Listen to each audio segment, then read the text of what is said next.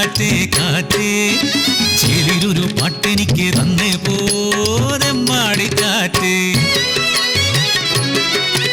ശിവപുരാണം കഥയില്ലേ, കയ്യിലെ ശീലാവതി പാട്ടില്ലേ, പാട്ടിനൊപ്പം താളം കൊട്ടാൻ കൂട്ടെനിക്ക് നീയില്ലേ.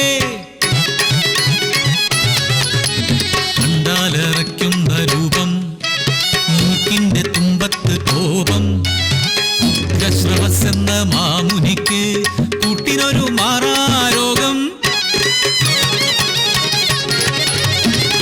ശീലാവതി എന്ന സുന്ദരിയെ പക്ഷെ സ്വന്തമായി കിട്ടിയതെങ്ങനെയോ, ഭർത്തൃ ശുശ്രൂഷയെ ദിനചര്യയാക്കിയ ശീലാഗുണമുള്ള ശീലാവതി.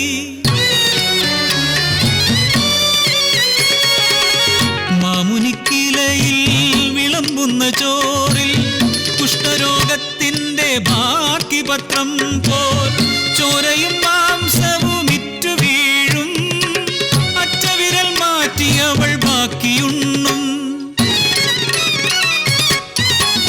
അങ്ങ് പോണം എനിക്കിതു വേണമെന്നു മുനി ആശതൻ കെട്ടഴിക്കും. തോളിലൊരു കാവേറ്റി പതിയെ ചുമന്നവൾ പുലരന്തിയോളം നടക്കും.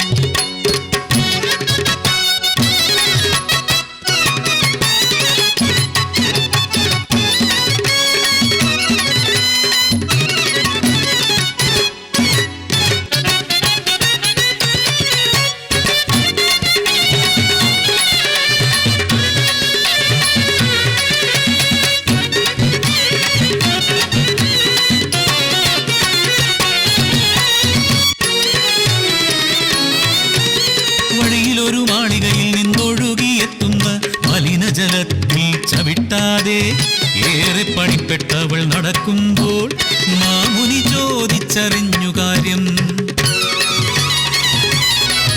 അത് പേരു കേട്ടൊരു ഗണികാഗ്രഹം, പാപം വിതച്ചു കൊയ്യുന്നോരിടം, അവിടെ നിന്നൊഴുകും അഴുക്കുവെള്ളത്തിലും തൊട്ടുകൂടാ. പാപമത്രയുണ്ടേ.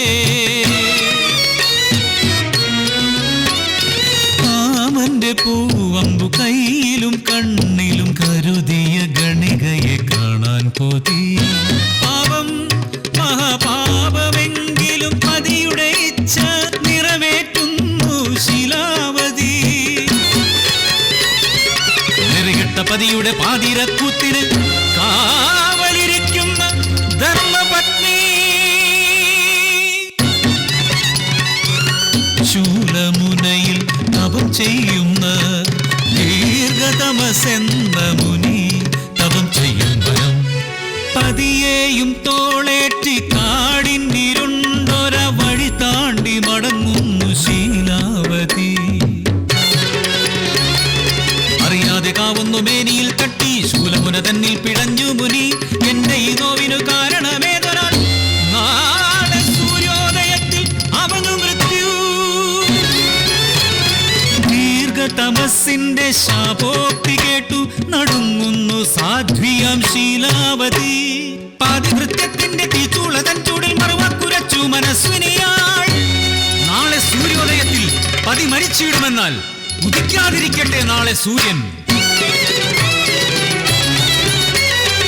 ആദിവൃത്യത്തിന്റെ ചൂടേറ്റു തളർന്നു പിറ്റേന്നുദിച്ചില്ല സൂര്യദേവൻ.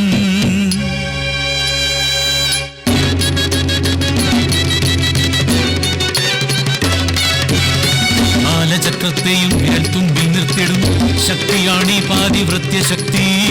സൂര്യ തേജസ്സിനെ പിടിച്ചു കെട്ടാൻ പോലും ശക്തി